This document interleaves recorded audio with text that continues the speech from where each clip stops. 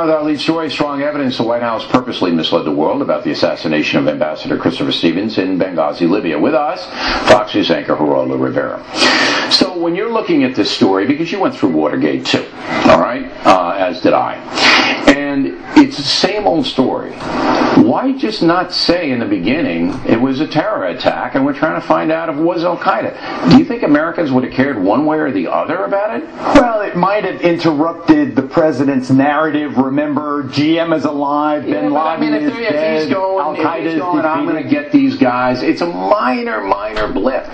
But to send someone out like Ambassador Susan Rice to blame it on a video, which he clearly did, and everybody saw it, knowing that your CIA chief, Patriot, as we just heard, wasn't comfortable with that at all. That's just folly. That's just stupid. It is never the crime. It is never the act itself. It is the cover-up. But aren't you stunned at how dumb that is? You know, they did it for tactical advantage to win the election. They won the election. They succeeded, just as Richard Nixon succeeded in winning the election in 1972 by a landslide, by dismissing the Watergate investigation as minor and tangential. Do you think that this is as big as Watergate? No, I don't, because at Watergate you had a burglary, you had a crime at the heart of it. There's no crime at the heart of this, but it is something deeply disturbing.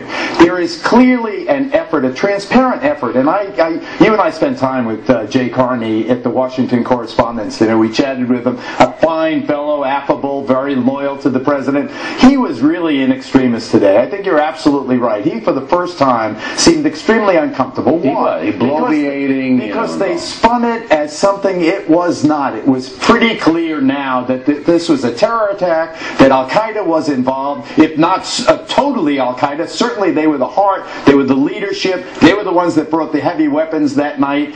And instead of saying that, why? Because it would interrupt their narrative. They had the convenient, and maybe even intellectually, they could grasp the demonstrations in Cairo and throughout the Muslim world. Did you happen to see my interview last night with Pat Smith, the mother of Sean Smith? I didn't see that particular one, but I've interviewed Pat Smith myself, so I know very much. She told me, and millions of viewers, that both President Obama and Secretary of State Clinton told her, eye-to-eye, face-to-face, the video was responsible. And Leon Panetta as well, and Secretary of State Hillary Clinton. And they told Pat Smith that they would get the people who did this, and 8 months later they still have not. But how could you possibly do that if you were the President of the United States and you were seeing with the CIA, and he gets a briefing every morning from the CIA. The President gets a direct briefing. How could you possibly do that when the CIA is raising flags all over the place? Because it is easy. Because it is a fluid, easy, simple, mindless explanation that should solve everyone's anxiety. When did honesty and politics become hand in hand? I assume that our presidents, Barack Obama, George W. Bush, I assume they're honest. I don't think it's right to assume they're dishonest. All right, let's get on to Hillary Clinton. But their job is to be elected. And this was in the heat of an election campaign. Oh, man. I mean, look, I know that's the reason this happened. And it also happened... It's so dumb. It also happened in the midst of Hillary Clinton's triumphant farewell tour, remember. She was wrapping up her tenure as Secretary of State. It was supposed to be a great, grand time. Even though he doesn't know he did it, Jay Carney basically threw Hillary Clinton under the bus today. He did. If you look at what he said, if you read the transcript, it's, it wasn't us. It wasn't us. We had only a little bit to do with this. It was them. They wanted this out. That's what Carney was saying. Going forward, Hillary Clinton's going to have this around her neck for the rest of her political life. You asked me if this was as serious as Watergate. Watergate was a cancer on the presidency that metastasized and ultimately claimed the president. I don't believe this is a cancer on the presidency, but I do believe that this is a malignancy on the future candidacy of Hillary Clinton for precisely the reasons that you suggest. It was the State Department that manipulated this to try to maintain her image. And the White House went along with it because it helped them. But I think you're wrong about one thing. Once those emails are put out, and they're going to have to be, by the way, Carney said he's not putting them out, they're going to have to put them out.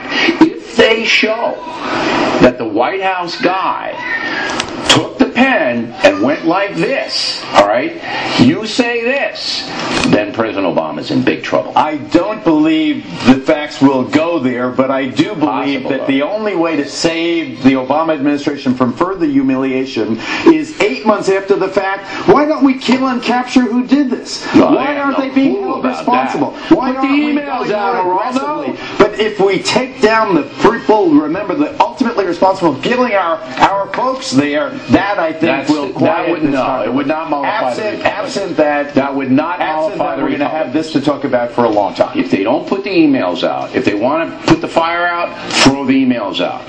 Let's see what the correspondence was back and forth. It's not classified.